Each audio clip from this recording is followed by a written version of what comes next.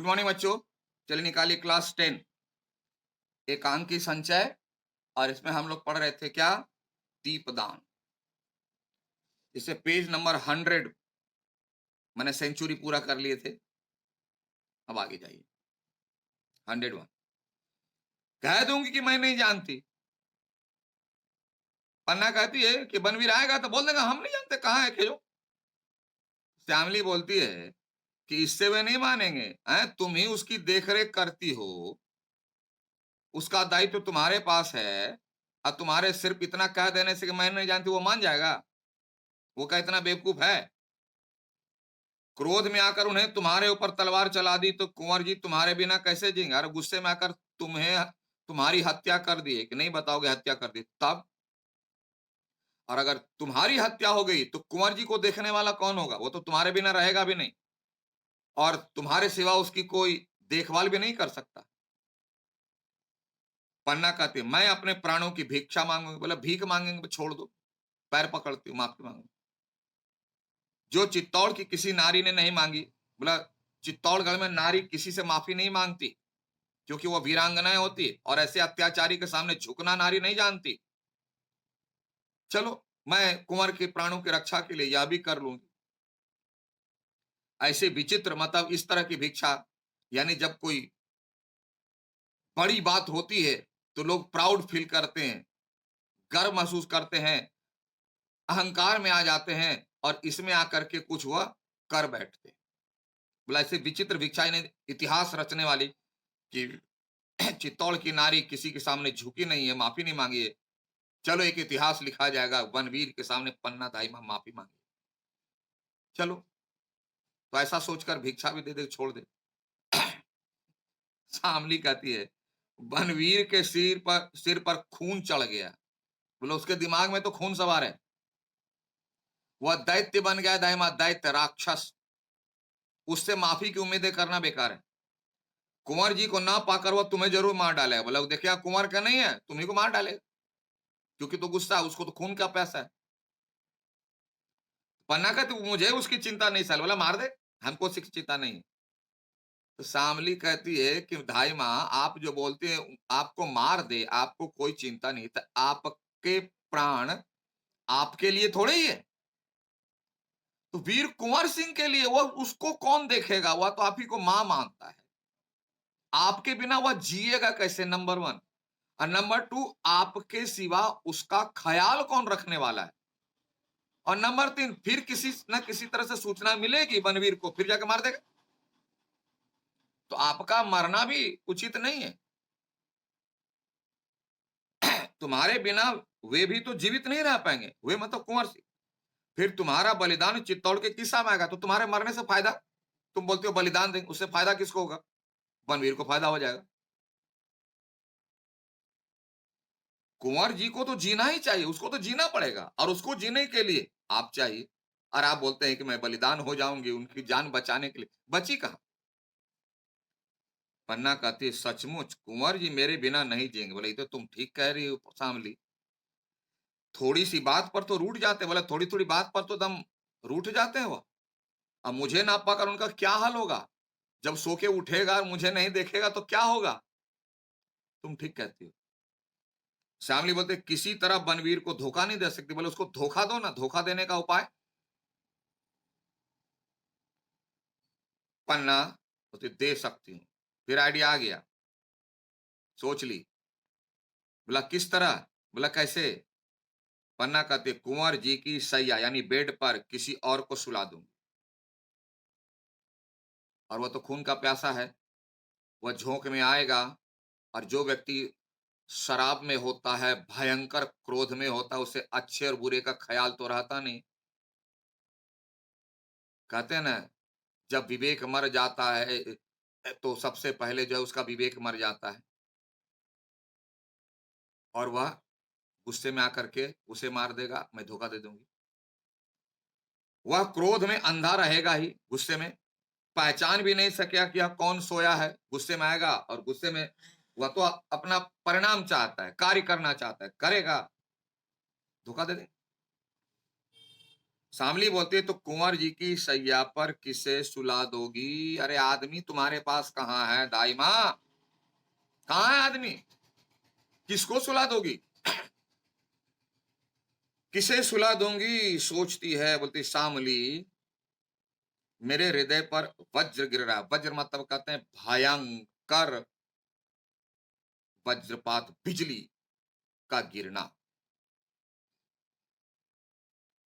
मेरी आंखों में प्रलय का बादल घुमड़ रहा है, क्योंकि वह धाई माँ मन ही मन सोच चुकी है कि उसी की उम्र का उनका बेटा है चंदन, उसी को सुला दे। और यही सोच करके उसका हृदय कांप रहा है, वज्र सा लग रहा है, प्रलय सा लग रहा है। ये कम बड़ी बात नहीं। मेरे शरीर के एक एक रोम पर बिजली तड़प रही है, मतलब कष्ट हो रहा है सोच कर ही कि उनकी सैया पर, कुंवर जी की सैया पर अपने बेटे चंदन को सुला देगी। सामने बोलती, धाई माँ समझ जाओ। कुछ कुछ उसको एहसास हो रहा है कि यह किसी अपने को सुलाने की बात कर रही है। इसलिए सामने बोलती, धाई माँ समझ जाओ, ऐसी बातें ना कहो। कुंवर की सैया पर, तो बीच में ही टोक देती है पन्ना दाई, सुला दूंगी, उसी को सुला दूंगी जो मेरी आंखों का तारा है। अभी नाम नहीं आ रहा है, लेकिन सब सामली भी तो समझ ही गई। चंदन, चंदन को सुला दूंगी, चंदन को सुला दूंगी शामली। और अंदर अंदर रोने लगती है, चंदन को सुला दूंगी। उस नन्हे से लाल को, हत्यारे को तलवार के नीचे रख दूंगी। कह दूंगी कि इसके नन्हे से कलेजे पर हल्की सी चोट करना, क्योंकि वो आएगा गुस्सा में, बन भी तलवार तो पूरे जोश में चलाएगा। बोले कह दूंगी, मां की ममता, धीरे से चलाना। कह दूंगी कि इसके नन्हे से कलेजे पर हल्की सी चोट करना, बेचारा अभी बालक है, कोमल है। भीषण प्रहार से मेरा लाल चौंक उठेगा। ज्यादा जोर से मारोगे ना तो चौंक उठेगा, अचानक उठ जाएगा। इसलिए धीरे से इसकी हत्या करना।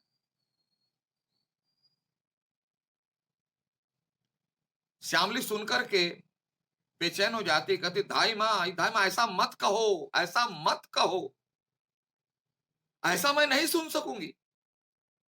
ये तुम बातें जो करे मैं सुन नहीं पा रही हूं। महल के किसी कोने में छिपी रहूंगी।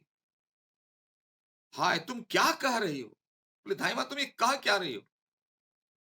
ऐसा मत करना धाई माँ, ऐसा मत करना, मैं जाती हूं, ऐसा मैं नहीं सुन सकूंगी, ऐसा मैं नहीं सुन सकूंगी। वह कर करके चली जाती है। तब धाई माँ कहती है, चली गई। कहती है ऐसा मैं नहीं सुन सकूंगी, जो मुझे करना है। यानी एक मां होकर के करने जा रही है, और श्यामली कहती वह सुन भी नहीं सकेगी। कितना फर्क है। जो मुझे करना है वह श्यामली सुन भी ना सकेगी। भवानी तुमने मेरे हृदय को कैसा कर दिया। अपने आप में बात करी अपनी कुलदेवी से, ये क्या परिस्थिति पैदा कर दी कि भावी राजा को बचाने के लिए धाई माँ को अपनी संतान का बलिदान अपनी आंखों के सामने देना पड़ रहा है। ये कैसी परिस्थितियां पैदा होंगी? मुझे बल दो कि मैं राजवंश की रक्षा में अपना रक्त दे सकूं, यानी अपना बलिदान दे सकूं, अपना रक्त, अपना बेटा, अपना पुत्र, देश की रक्षा के लिए, कुंवर की रक्षा के लिए, चित्तौड़ की भलाई के लिए। याद रखना, इतिहास में ऐसी घटना ना कभी पहले घटी है और ना पहले आगे घटने की संभावना है। इतिहास की पहली और आखिरी घटना है यह। इसीलिए धाई मां का नाम इतना प्रसिद्ध, कि जिस देश की, यही प्रश्न भी है, कि जिस देश की मां देश की रक्षा के लिए अपने पुत्र का बलिदान कर सकती है, की है, ऐसे देश में रहने वाले पुरुषों को आज क्या हो गया, जो देश के लिए कुछ भी नहीं सोच रहे? यही प्रश्न है। यही राजपूतनी का व्रत है, बोले एक राजपूतनी का धर्म यही है, व्रत यही है, कर्तव्य यही है।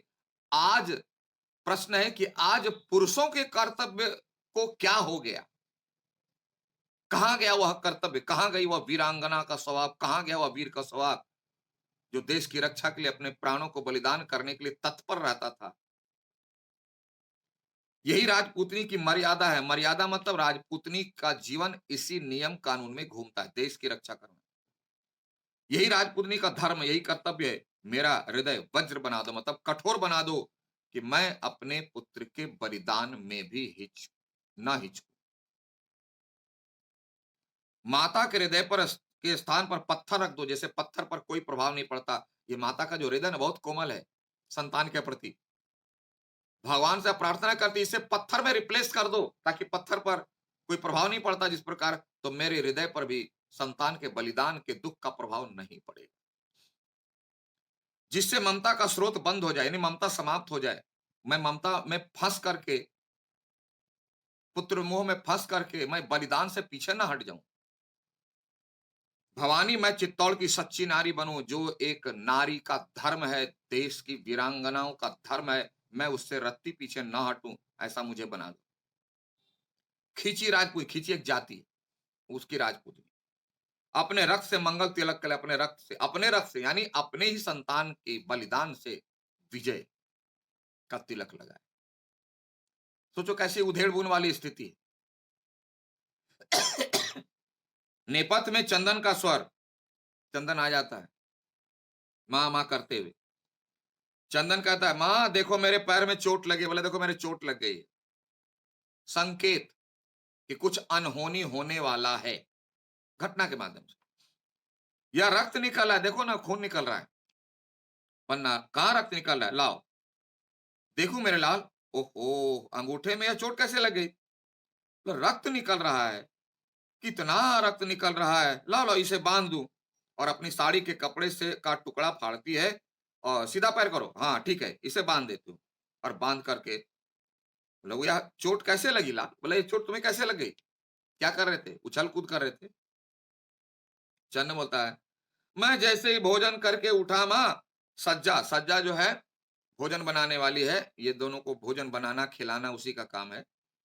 सज्जा ने कहा कि महल चारों तरफ सिपाही महल के चारों तरफ सिपाही इकट्ठे हो रहे हैं। तो बच्चा है ना, मैं देखने के लिए उधर ऊपर से झरोखे में चढ़ गया, ऊपर झरोखे में खिड़की चढ़ गया।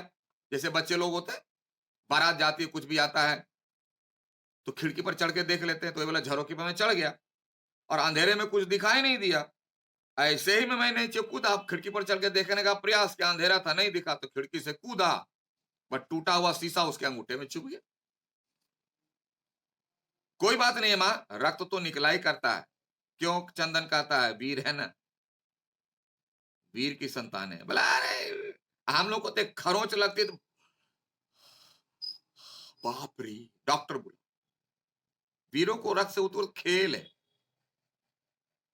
पर ये सिपाही महल के चारों तरफ क्यों इकट्ठे हो रहे हैं? बोला इतना सिपाही जो आ रहा है, क्या बात है ताई माँ, क्यों हो रहे? पन्ना कहती अरे आज नाच रंग का दिन है ना, वही सब देखने के लिए आए होंगे। बोला आज तो फंक्शन हो रहा नहीं मालूम, तो सिपाही लोग देखने के लिए आएंगे। पन्ना नहीं कहती सही बात क्या है। या फिर सोना ने उन्हें बुलाएगा, तुम तो सोना को जानते हो सकता है वही बुलाई होगी। वह नीचे नाच रही होगी और दिखाने के लिए सिपाहियों को बुलाई होगी, वही देखने जा रहा है सिपाही लोग। चंदन कहती माँ सोना अच्छी लड़की नहीं है, मैं कल उससे कहूंगा कि माँ कि कुंवर जी को अपना नाच ना दिखाया करे, एकदम गंदी लड़की है वह। उनका मन आखेट करने में नहीं लगता, क्योंकि कुंवर जो है ना वो सोना के नाच देखने चले जाते हैं, शिकार नहीं खेलते हैं। और ऐसे नहीं प्रैक्टिस करने से निशाना कमजोर पड़ जाएगा। मैं एकदम कल जाकर सोना को मना कर दूंगी। पन्ना कहती है मैं भी उसे समझा दूंगी चंदन, मैं भी उसे समझा दूंगी, तुम चिंता मत करो। फिर चंदन बोलता है कि कुंवर जी कहाँ है माँ, आज भोजन में भी साथ नहीं चले। बोला कहाँ है, आज भोजन भी अकेले मुझे करना पड़ा। चंदन तो वहां चला गया है किरत उसे लेकर के। बोला पन्ना कहीं सो रहे होंगे, अरे वो क्या है कुंवर जी सो रहे होंगे। चंदन का था तब से वे सो ही रहे हैं, अभी ना बोले कि रूठ करके सो गए, उस समय से सोए हुए हैं। कुंवर जी को ज्यादा नींद क्यों आती है? बोला क्यों इसको इतनी नींद आती है? उस समय आए थे, उस समय भी सोई, बोली नहीं उठाने, बोली मैं खिला दूंगी, फिर अभी तक सोए हुए। मैं देखूं कहाँ सो रहा है। बोला मैंने देखती हूँ कहाँ सोया हुआ है। पन्ना बोलते अरे बुरा मानकर कहीं सो रहे होंगे, क्योंकि वहां तो है ही नहीं। बोला कहीं सो रहे होंगे बेटे। बोला नहीं नहीं नहीं, सोना ने ही उन्हें बुरा मानना सिखला दिया है माँ। बोला सोना ही सिखला दिया है रूठना उसे, पहले तो नहीं रूठते थे। नहीं तो कुंवर जी पहले कभी बुरा नहीं मानते थे, साथ खेलते थे, साथ खाते थे। और आज अकेले कुछ खाया भी नहीं गया। बोला अकेले माँ कुछ खाया नहीं गया। अरे पहले साथ खाते थे, कितना मजा से दोनों मित्र खाते थे। चंदन कहता है नहीं हाँ, पन्ना बोलती है तो चलो चंदन मैं तुम्हें जी भर के खिला दूं, क्योंकि पन्ना धाई तो जानती है कि अब तो कुछ होने वाला है। चंदन का था अब कुंवर जी के साथ कल खाऊंगा माँ। बोला अब नहीं, अब कल खाऊंगा उसके साथ। हम कल दोनों साथ बैठेंगे और तुम प्रेम से परोस परोस कर खिलाना। कल बेचारा रहेगा तब ना। माँ भी सोचती है कि बच्चे कल तो रहेगा ही नहीं, और उसकी इच्छा कल खूब खाऊंगा माँ, कुंवर से भी ज्यादा खाऊंगा। कहते हैं मैं चंदन से ज्यादा खाता हूँ। बोलता मैं चंदन से ज्यादा खाता हूँ, कल देखना कैसे मैं कुंवर जी को हरा देता हूँ। अब कल से ये कहना भूल जाएंगे कि चंदन से मैं ज्यादा खाता हूँ, चंदन से मैं ज्यादा खाता हूँ। क्यों ना माँ? बोला है कि नहीं? इसे क्या पता कि अभी अभी क्या होने वाला है, कल क्या होगा, वह रहेगा नहीं रहेगा। पन्ना चुपने चुपचाप उसकी बातों को हाँ में हाँ मिलाती है, क्योंकि जरा सा भी शक होगा बच्चे को दिल में ठेस पहुंचेगी तो बात बिगड़ सकती है, या क्षुब्ध होकर के, उदास होकर के, दुखी होकर विदा नहीं करना चाहती। पन्ना बोलते ठीक है लाल। चंद कहता माँ अच्छी तरह से क्यों नहीं बोलती तुम सिर्फ हाँ हाँ हाँ हाँ करती चली जा रही है, क्या हो गया तुमको? ठीक से बोलो, पहले तो ऐसा नहीं बोलती थी। और तुम्हारी आंखों में पानी कैसे आ गया, यानी आंसू? माँ है तुम्हारी आंखों में पानी, कुछ हुआ है क्या? पन्ना कहती कहाँ चंदन, पानी कहाँ? और तुम्हारे अंगूठे से रक्त की धार बहे तो बात को डाइवर्ट करे, तुम्हारे पैर से खून बहे और माँ की आंखों में आंसू भी ना आए, तकलीफ ना हो, ऐसा कभी हो सकता है क्या? और मेरी आंखों से एक बूंद पानी भी ना निकले? अरे मैं माँ हूं ना, मुझे कष्ट हो रहा है तुम्हारे पैरों में। बात को डाइवर्ट करती है। लेकिन पन्ना के आंखों में आंसू क्यों आए आप भी जान रहे अब तक। कल चंदन रहने वाला नहीं है, अभी अभी रहने वाला नहीं। ठीक है, तो आज यहां तक ही देखते हैं। तब तक के लिए thank you, have a nice day.